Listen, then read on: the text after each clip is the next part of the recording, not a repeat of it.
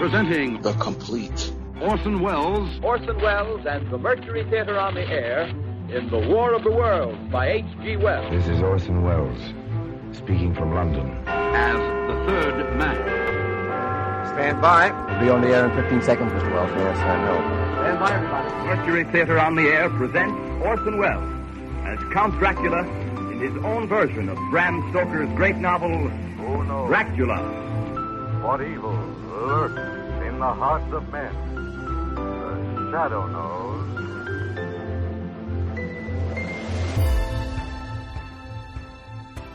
Hello world, welcome to The Complete Orson Welles, brought to you by Dwayne Old Time Radio.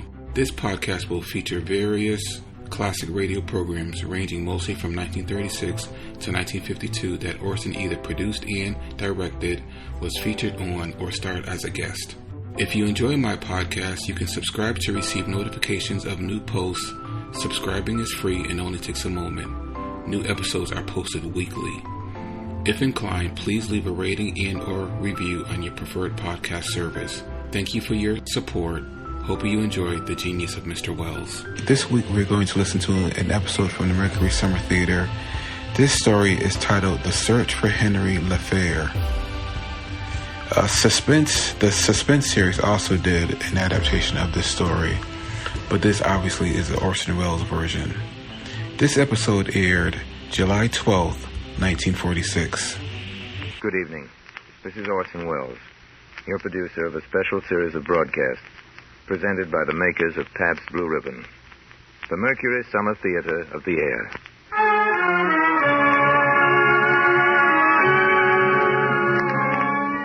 Tonight, and every Friday night, Blended Splendid Pabst Blue Ribbon presents you with a front row seat at one of the greatest plays ever produced. And now is America's most famous producer, writer, director, Orson Welles. Our story tonight, ladies and gentlemen, is an original for radio by that most original of radio writers, Miss Lucille Fletcher. Its title, The Search for Henri Le Fevrer. Mercedes McCambridge will be heard as Madame Le Fevre, and so that our story may move without interruption, there'll be no between-acts intermission on this broadcast, our sponsors having very kindly omitted their usual commercial message at that time. So right now, before we get started, let's give Jim Ameche a chance to say his say about Blended Splendid Pabst Blue Ribbon. Friends, as you relax in the comfort of the summer evening to enjoy Mr. Welles' exciting radio drama, I hope that right beside you, on chair, arm, or table, is a tall, frosted, foam-capped glass of Pabst Blue Ribbon. Believe me, the makers of Pabst Blue Ribbon are doing their best these thirsty days and nights to supply your dealer, and thus supply you with all this truly great beer you'd like. Occasionally, conditions make this pretty difficult, but of this you can be sure. Every bottle you do get will be, as always, the happy result of blending never less than 33 fine brews into one great beer. As always, 33 fine brews blend their individual taste tones to give you that splendid flavor. Not too light, not too heavy, but fresh, clean, sparkling, with the real beer taste coming through just the way you like it. So please keep right on asking for it. It's sure worth asking for. Blended, Splendid Pabst Blue Ribbon. And now, Orson Welles and his own Mercury production of The Search for Henri Le Fevrer.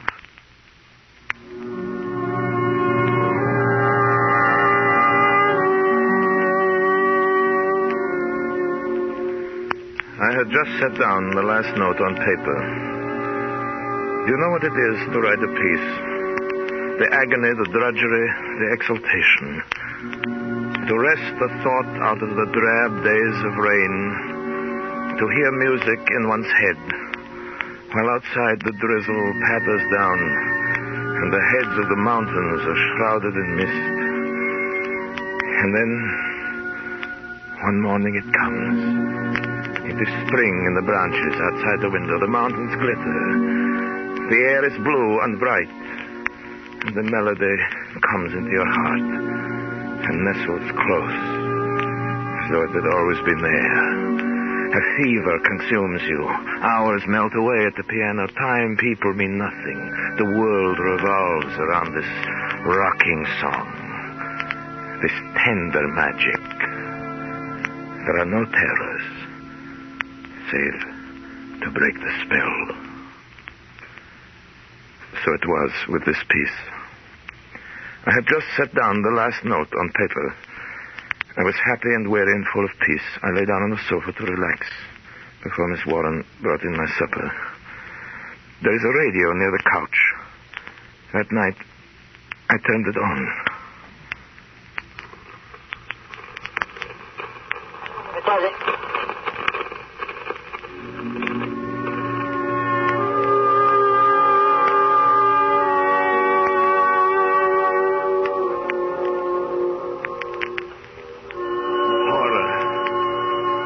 Horror crawls upon me sometimes out of the shadows, like an animal thing. It grimaces at me from the corner of my room. But this time it was upon me. It was in my brain. For that music on the radio, playing now, was the music I had just set down on paper. Miss Warren! Miss Warren! Miss Warren! Mr. Flynn. Come here, listen to this thing. You hear it, don't you? That is real music playing. Yes, sir. The radio's playing real It music. is not an illusion. An hallucination of some kind in my own brain. Oh, of course it's real music. And very pretty, too. Pretty? Oh, you don't like it? We'll turn it off. No, leave it alone. Listen to it. Sit there beside the radio. I'll get it for you. What, sir? My score. Here. Here, look at it.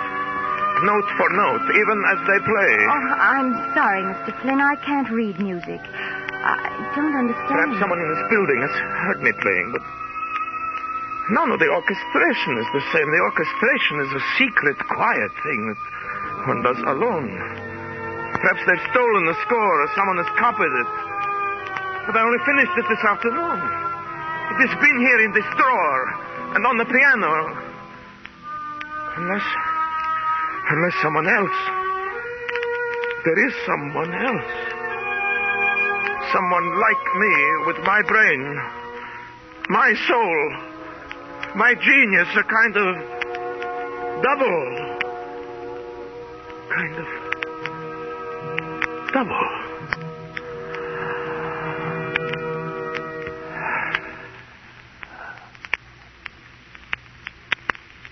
It's over now, sir. Do you want me to turn it off? No. See what they announce. See what they dare to say. You have been listening to the Elegy for Orchestra, Opus 42, by Henri Le Fevrer. This concludes... Henri Le Fevrer. Henri Le Fevrer.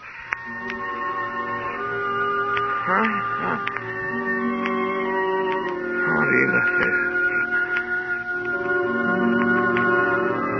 After she left, I sat there staring at the freshly written pages. My brain was reeling.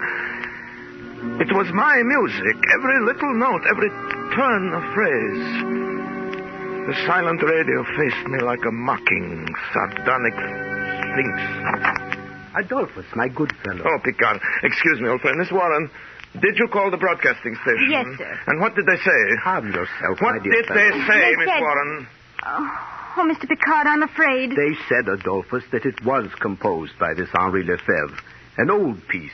He wrote it nearly 15 years ago. 15 years ago, but I finished it today. If I'd remembered it, Picard, even in my own subconscious, it would have flowed out like a dream, but I had to struggle. Look at these erasures and these cuts, this coda. And you say it was exactly this way on the radio? Exactly, as though they had copied out the parts in the twinkling of an eye, and an orchestra was reading my score. Very strange. The man but either still- stole my piece somehow, or... Well, there's some terrible coincidence, some simultaneous crooked streak of identical inspiration that leaped across the world. Things don't happen. 15 years ago, they said. 15 years ago, he set it down. And finally, like a wave traveling slowly across a boundless ocean, it came to me. Adolphus. Who is this Henri Le Fevre? He was a rather famous composer. But what's happened to him? Is he still alive? I don't know, Adolphus. I'm not a musician. But could you find out for me soon? I suppose I could, but do you really think it wise? What good would it do you to see this man, this perfect stranger? I must confront him, do you hear? There is some horrible linkage between this man and myself, some string. vibrating in his brain, which has caused a like vibration in my own. I must find him. I must somehow break the spell. And supposing this Henri Le Fevrer is dead? Dead or alive, I must find him. I must find him, Picard. I must find him.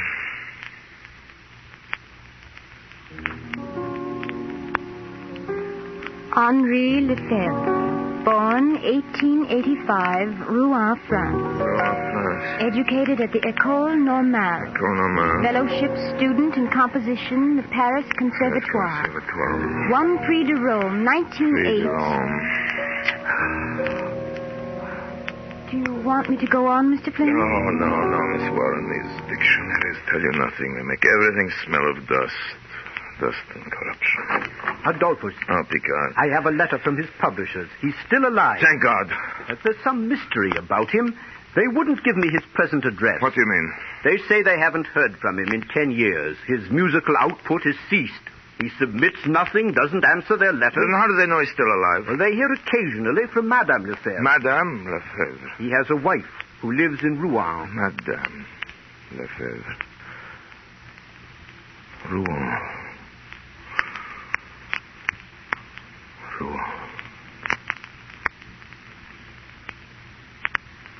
Word came at last from the Red Cross. Home of Henri Le Fevre in Rouen, destroyed by bombs. Whereabouts of composer and Madame Le Fevre, unknown. He's alive, I tell you, he's alive. If he were dead, I would not feel it. I would be free. But I cannot take up my pen. I cannot write. I cannot even think one thought without wondering whether it may not already be his. How can you think such things, Adolphus? This poor, hounded, homeless man is probably ill, old, dying. Even dying, he's reached out a hand to clutch away my genius. Picard, was I ever lazy? My musical outfit has been enormous. Symphonies, operas, tone poems, songs. Now what do I do all day long? I stand at my window and stare out at the mountains. And at night, I'm tortured by visions. Nightmares of crooked fallen streets and church steeples and bells run by clockwork, the bells are tolling the hours. I dream of rooms, dark, ugly little rooms, and a little girl. Yes, a little girl with long, honey-colored hair who cries and cries. You have been reading too much, Adolphus. Your brain is tired. No, don't you understand? These streets, these rooms, that little girl, it is his life of which I am dreaming. It is Rouen. You think me mad, don't you, Picard?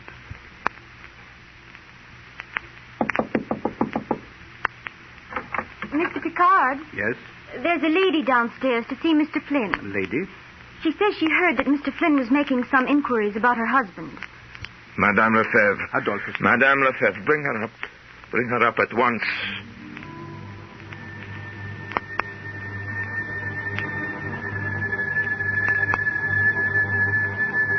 I stood quite motionless in the center of the room. A woman dressed in black confronted me across the waste of polished floor. She was thin, middle-aged, a little stooped. Her pale eyes looked washed out with crying. Yet there was another look in them. A look of some drowned and monstrous terror. I am Lucille Fletcher. I have heard that you are searching for my husband. Yes, madame. Why do you wish to see him? Why do I wish to see him? You have not heard of my strange predicament, madame. And what of your husband? My husband remained in Switzerland. Switzerland?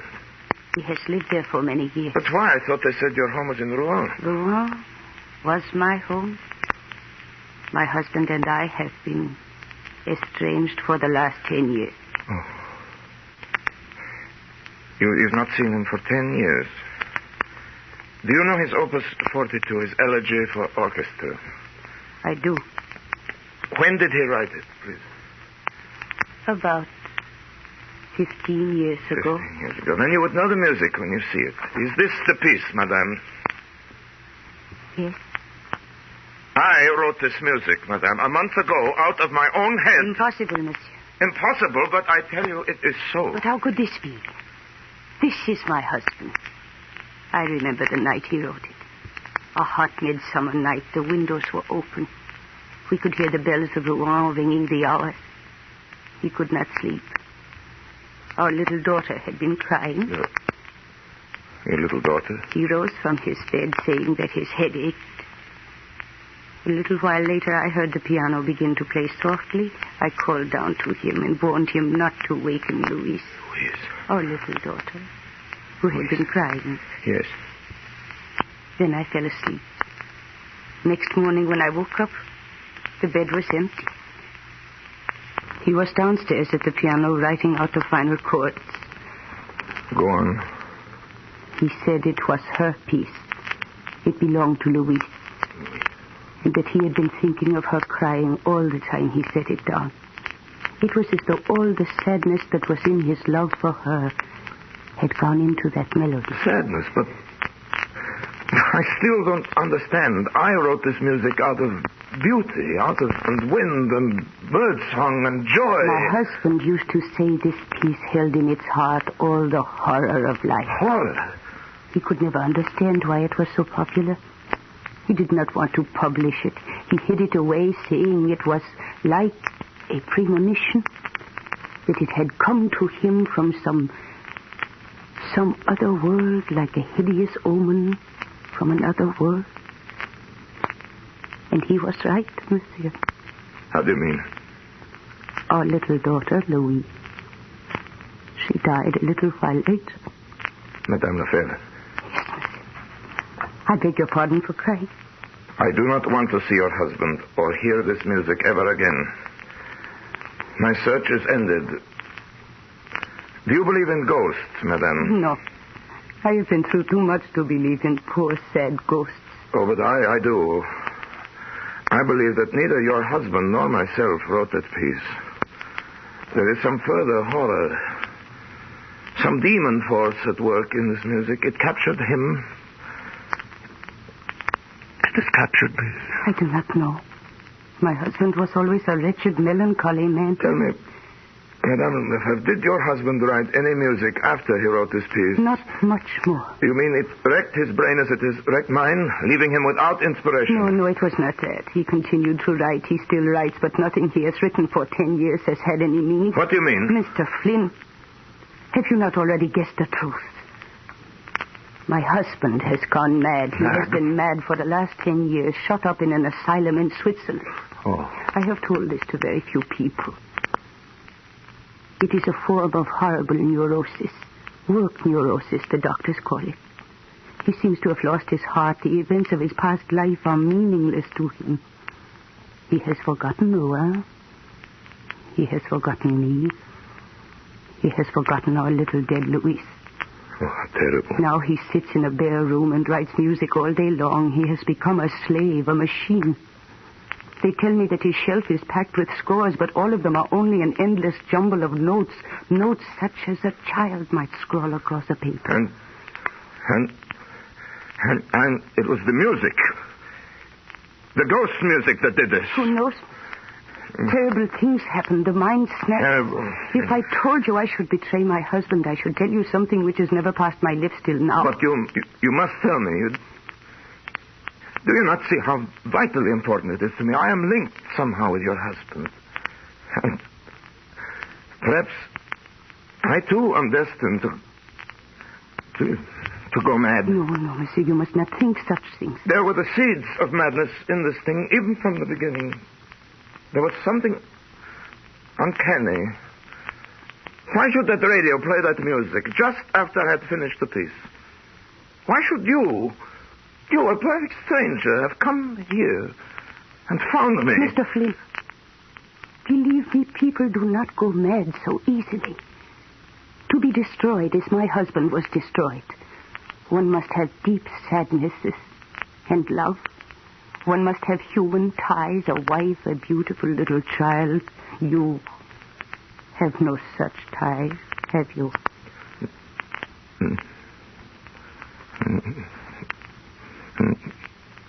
No, I have no ties. I have no ties. My husband went mad because he loved too much. When our little Louise died, he thought that he had killed her. She died of simple pneumonia, but he could never understand that. He became insane with grief. He thought he was her murderer. Don't you see, Mr. Flynn, you who live here alone, whose life is so quiet. Madame Lefebvre. I beg your pardon? I have seen you before, Madame Lefebvre. I have met you somewhere. I have heard your story. You have come here before. No, I have never come here before. Then why should your face seem so suddenly familiar and your words? There's something uncanny about this thing, Madame. For a moment, I thought I knew. You knew what? I thought I knew you and your husband and Louise. Louise. I thought I'd lived. Maybe it was only one of my nightmares, but somehow... Yes, I try to remember. Remember. The little house in Rouen, the stone house, the tree in the garden, the coffee on Sunday afternoons, the Bechstein piano by the window, the bedroom with the calico curtains, the little doll carriage underneath the stairs. Louise's doll carriage. Louise. Papi. What have they done to her? They've taken her away and I killed her. Her little doll carriage waits at the bottom of the stairs. But she'll never come back. Never come back. No. She has been dead for 10 years. You must not think of her anymore. No. You are getting better now. Dr. Picard says you are getting well. Doctor Picard. Your doctor, darling. What are you talking about? I have no doctor. Don't you see, my darling, your long search is over. No. You are Henri Le Fevrer. And your own music has come back to you at last. And little by little, it will all come back. Your memories, your genius. You will be able to go out into the world again. I am Henri Le Fevre. Yes, darling.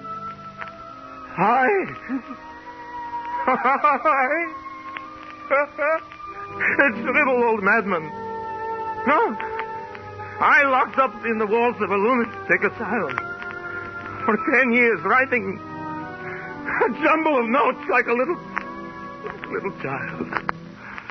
Then, who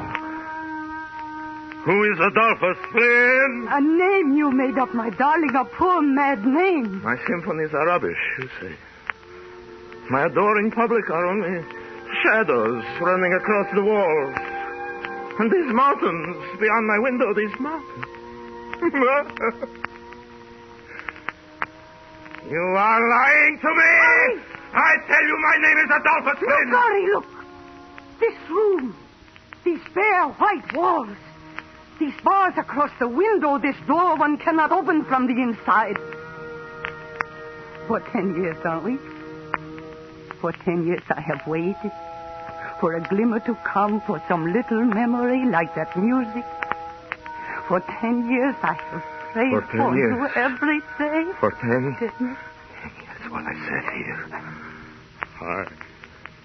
I do not believe it. Dr. Picard! Henri, my dear fellow. You call me Henri, too? I cannot tell you how happy I am, Madame Lefebvre. The experiment has worked beyond our fondest hope. Picard. Am I Henri Lefevre? Yes. I have been mad for 10 years. You deceived me for 10 years. Not deceived you, my dear fellow. We only humored your whims, hoping that you'd snap back someday. It was your whim to think that you were a composer named Adolphus Flynn. Your whim to sign your name to all these scores. Your whim to live utterly alone and work all day and half the night. You were quite happy until one day a little piece you'd composed for your daughter long ago came back into your mind. Memory began again. You began the search for your lost yourself. Naturally, after 10 years, one cannot be cured overnight. But you will see, in a few months, we may hope for something quite remarkable. Monsieur and Madame Le Fevre.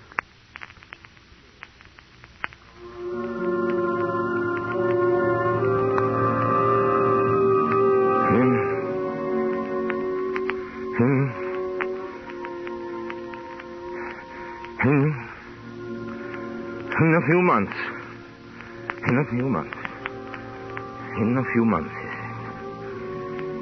few months, I would be able to go back. I would take up the threads of my old life as Henri Le Fevre.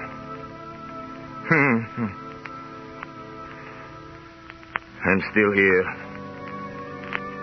in this room, with its bare white walls, and its door that locks from the outside. I'm still here. Although I know now for sure that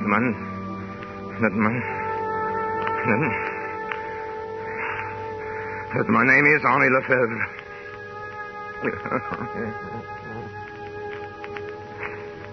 The sadness is in my heart. An unutterable sadness and pain that I can never conquer. Rouen has come back. The stone house. The little doll carriage underneath the stairs. And my arms ache with the longing for a little dead child. With long, honey-colored hair.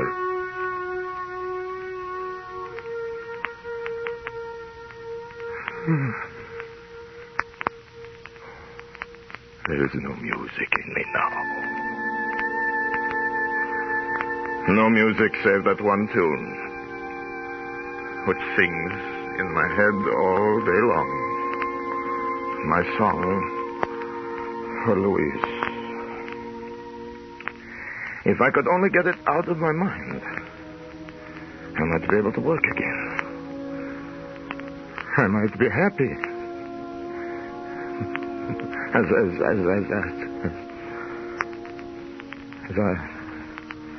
I once was happy. I might look out of my window and find a symphony and a sunset on the mountains. That is why I will not go back. I will not leave this room. I will not leave this home until I find him again. Until I find Adolphus Flynn.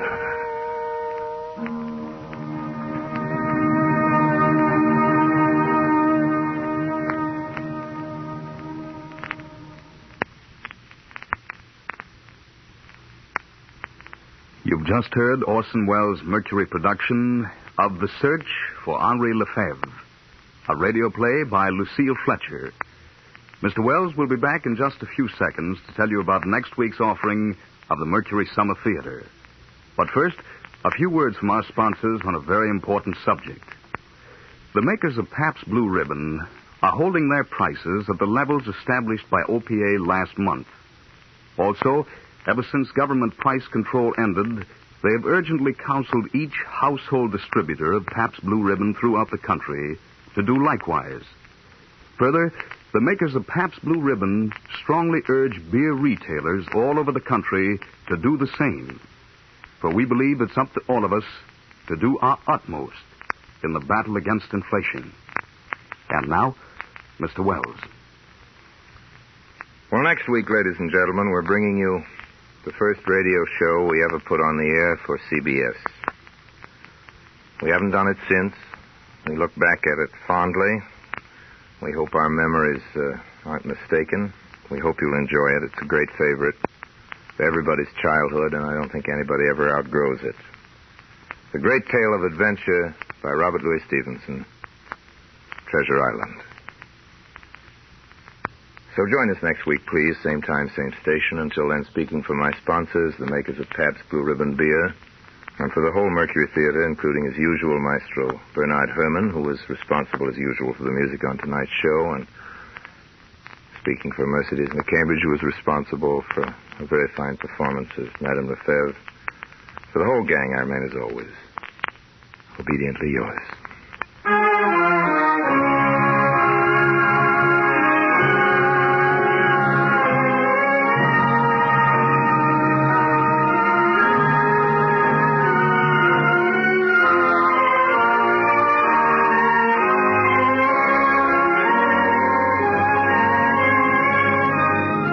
This program came to you through the courtesy of the Pabst Brewing Company of Milwaukee, Wisconsin, makers of blended, splendid Pabst Blue Ribbon. This is CBS, the Columbia Broadcasting System.